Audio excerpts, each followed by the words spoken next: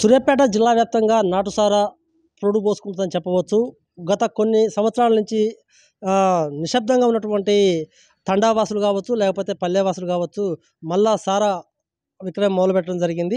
అయితే ముఖ్యంగా ఈ నాటుసారా విక్రయానికి గల కారణం ఏందంటే, సరిహద్దుల్లో ఇతర రాష్ట్రాల నుంచి వస్తున్నటువంటి బెల్లాన్ని సరిహద్దు చెక్ పోస్టుల వద్ద మాత్రం తనిఖీలు నామమాత్రం చేస్తుండటంతో మాత్రము ఇక్కడ బెల్లం మాత్రం విపరీతంగా సరిహద్దులు దాటి జిల్లాలకు ప్రవేశిస్తుందని చెప్పవచ్చు. ముఖ్యంగా సూర్యాపేట, హుజూర్‌నగర్, కోదాడ, తుంగతుర్తి నియోజకవర్గాల్లో ఇటు సూర్యాపేట పట్టణ ప్రాంతంతో పాటు ఇటు గ్రామీణ ప్రాంతాల్లో కూడా ఇటు తండాల్లో కూడా నాటుసారా మాత్రం బాగా పూర్తిగా మళ్ళీ అమలుకి వస్తుందని చెప్పవచ్చు. ఎందుకంటే ఎవరు ఏ అధికారులు కూడా చూసి చూడనట్లు వివరిస్తున్నారో, లేకపోతే వాళ్ళ ప్రమేయం ఎంతవరకు ఉందో అర్థం కావటం లేదు. ఎందుకంటే అదే విధంగా కూడా ఎక్సైజ్ అధికారులు కూడా ఉక్కుపాదం మోపుతున్నారని కూడా తెలుస్తుంది. గత రాత్రి మనం చూస్తున్నాము సూర్యాపేట జిల్లా ఆత్మకూరేస్ మండలం కందగట్ల ఆవాస ప్రాంతంలో ఓ 2, 3 తండల్లో కూడా ఎక్సైజ్ డిపార్ట్మెంట్ వాళ్ళు ఎన్ఫోర్స్మెంట్ డిపార్ట్మెంట్ వాళ్ళు కూడా రైడింగ్ చేయడం జరిగింది. ఇప్పుడు మనం విజువల్స్‌లో చూస్తున్నాము. ఇదే ట్రాక్టర్‌లో సుమారు 24 క్వింటాల నాటు సారా సంబంధించినటువంటి బెల్లాన్ని, నల్ల బెల్లాన్ని కూడా పట్టుకోవడం జరిగింది. దాంతోపాటు ఆహ్,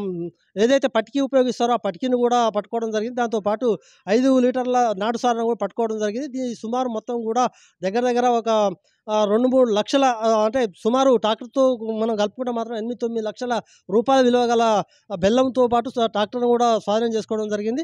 మొత్తం మీద మనం చూసినట్టుంటే ముఖ్యంగా చెక్ పోస్ట్‌లో ఉన్నటువంటి అధికారుల ప్రమేయంతోనే బెల్లం కూడా సూర్యాపేట సరిహద్దులు ఇతర రాష్ట్రాల సరిహద్దులు దాటి సూర్యాపేట సరిహద్దులోకి వస్తుందని చెప్పవచ్చు. ముఖ్యంగా లంబాడి తండావాసులు కావచ్చు, లేకపోతే గ్రామీణ ప్రాంతాల్లో ఉన్నటువంటి కొంతమంది నిరుపేద ఎవరైతే ఉన్నారో మళ్ళీ నాటుసారాన్ని పెట్టడం కోసం ప్రయత్నాలు కొనసాగిస్తున్నారు. అదే క్రమంలో మాత్రం ఇటు ఎక్సైజ్ అధికారులు కూడా అదే విధంగా ఉక్కుపాదం మోపుతూ ఇటు నాటుసారా కావచ్చు, ఇటు గంజాయి కావచ్చు, లేకపోతే ఏదైనా మత్తు పదార్థాలపై కూడా వాళ్ళంతా కూడా ఉక్కుపాదం మోపుతున్నారు. ఎప్పటికప్పుడు తనిఖీలు చేస్తుండటంతోటి పెద్ద ఎత్తున కూడా బయటపడుతున్నాయి. అయితే దీంట్లో కొంతమంది అధికారుల ప్రమేయంగా ఉన్నట్టు మనకు తెలుస్తుంది. ఎందుకంటే ఎవరైతే లంబాడతండలో ఉన్నటువంటి ప్రజలు ఎవరైతే ఉన్నారో వాళ్ళు బెల్లం తెస్తున్నారని తెలిసినా కూడా వాళ్ళతోని సంబంధాలు ఏర్పరచుకొని వాళ్ళ వాళ్ళ వైపు అటు కన్నెత్తి చూడకుండా కూడా ఉండటం ఒక కొసమెరుపు అని చెప్పొచ్చు. ముఖ్యంగా ఇక్కడ ఉన్నటువంటి ఎక్సైజ్ అధికారులు ఒకటే చెప్తున్నారు. ఖచ్చితంగా ఎవరైనా మత్తు పదార్థాలు వాడినా కూడా, లేకపోతే నాటుసారు వాడినా పెడుతున్నట్టు తెలిసినా కూడా ఖచ్చితంగా మేము కేసులు చేస్తాము.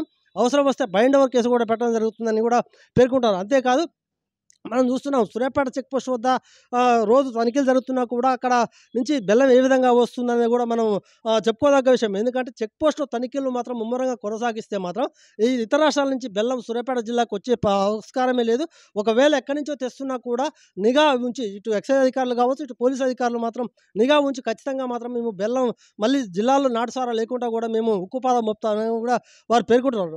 ముఖ్యంగా మనం చెప్పాలంటే ఈ నాటుసారా వల్ల ఎంతోమంది ప్రాణాలు కూడా కోల్పోయిన సంఘటన మనం చూసాం. మళ్ళీ ఒకవేళ గనుక నాటుసారా మాత్రం జిల్లా వ్యాప్తంగా విజృంభిస్తే మాత్రం మళ్ళీ కూడా యథావిధంగా మరణాల సంఖ్య పెరిగే అవకాశం ఉంది.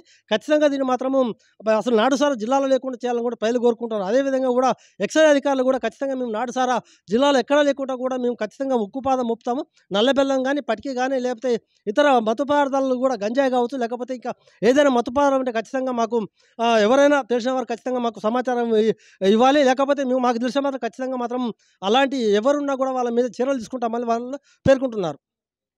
క్యూ న్యూస్ ఛానల్లో పనిచేయటకు అనుభవం గల సీనియర్ వీడియో ఎడిటర్స్ కావాలను సంప్రదించవలసిన నెంబర్ 8688926084.